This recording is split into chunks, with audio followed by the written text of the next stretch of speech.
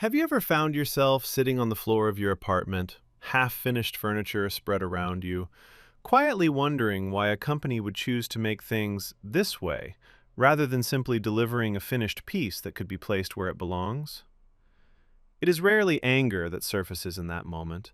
More often, it is mild confusion, mixed with the assumption that this inconvenience must be the result of a compromise, a cost-saving shortcut, or a limitation that never quite got resolved. And yet, despite that feeling, people return to IKEA again and again. They do so at different stages of life, furnishing first apartments, reshaping living spaces, adapting to new circumstances, and rebuilding familiar environments, all with products that arrive incomplete and require personal effort before they become usable. That persistence is not accidental. IKEA does not avoid fully assembled furniture because it lacks the ability to provide it. It avoids it because doing so would undermine the logic that allows the company to exist at scale in the first place. To understand why, it helps to begin far from the modern showroom. Ingvar Kamprad was born in 1926 in Småland, a rural region in southern Sweden where resources were limited and waste carried real consequences. Life there encouraged restraint, careful planning, and an almost instinctive respect for efficiency, not as a virtue, but as a necessity. Kamprad absorbed this mindset early. As a child, he sold small goods to neighbors, gradually learning that affordability was not achieved through generosity, but through structure. When he founded IKEA as a teenager in the 1940s, his ambition was not to transform furniture design, but to make everyday objects accessible to people who otherwise had to choose between quality and price. Furniture entered the picture gradually, and with it came a problem that refused to disappear. At the time, furniture retail followed a rigid pattern.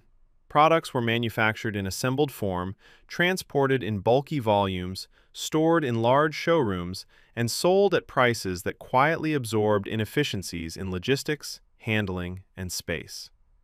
Customers paid for all of this, whether they realized it or not. IKEA attempted to compete within that system and discovered that affordability could not survive it. Fully assembled furniture consumed space long before it reached the customer, driving up transportation costs and limiting growth in ways that no amount of negotiation could fully offset. The shift that followed was not the result of visionary planning, but of practical necessity. According to IKEA's own historical accounts, a piece of furniture failed to fit during transport, and in response, part of it was removed. What mattered was not the act itself, but the realization that followed. By separating furniture into components, IKEA did more than reduce shipping costs. It altered the relationship between production, distribution, and use. Furniture no longer needed to exist as a finished object until the very last stage of its journey, which now took place in the customer's home rather than the factory. This change carried an unexpected consequence.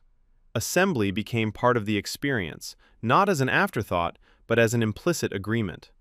Customers accepted the responsibility of putting furniture together in exchange for affordability and availability, often discovering that the act of building something themselves created a subtle sense of attachment that could not be manufactured in a warehouse. IKEA did not articulate this in psychological terms at the time, but it observed the effect clearly. People who assembled their furniture did not feel burdened by the process indefinitely. Instead, they developed a familiarity with the object that made it feel less replaceable and more personal. That insight reshaped everything else. Stores were no longer designed primarily for sales conversations, but for exploration. Customers moved through staged environments that resembled real homes, not to be persuaded, but to imagine. Decisions were made visually, at a personal pace, without urgency imposed from outside. When customers finally selected a product, they accepted responsibility for its final steps, transporting it and assembling it themselves, not because they were forced to, but because the structure of the system made the exchange feel fair. This coherence was intentional. Kamprad spoke often about cost consciousness, not as a financial metric, but as a moral framework.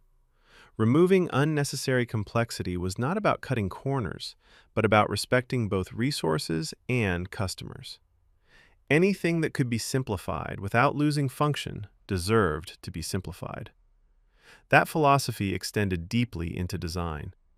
At IKEA, products are shaped within predetermined limits, with price guiding form rather than following it. Designers are not asked what they would build in ideal conditions, but what they can build within constraints that reflect real-world trade-offs. Flat-pack furniture restricts choice, but it enables scale. It reduces variation, but increases reliability. It narrows form, but strengthens the system that supports it. This is where many companies struggle. Constraints are often treated as temporary problems, obstacles to be removed once success allows it.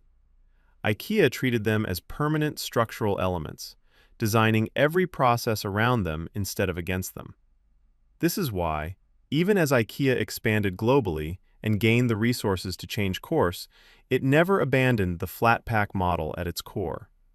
Fully assembled furniture would not simply add convenience, it would introduce complexity into logistics, pricing, and customer relationships that the system was never meant to absorb.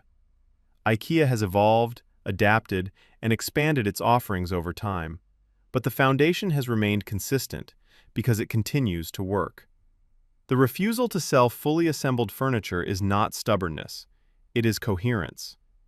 This story is not really about furniture. It is about how organizations decide whether limitations are weaknesses to eliminate or structures to commit to.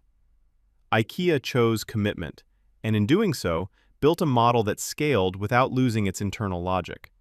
The lesson is not comfortable because it runs against intuition. Convenience does not always strengthen a system.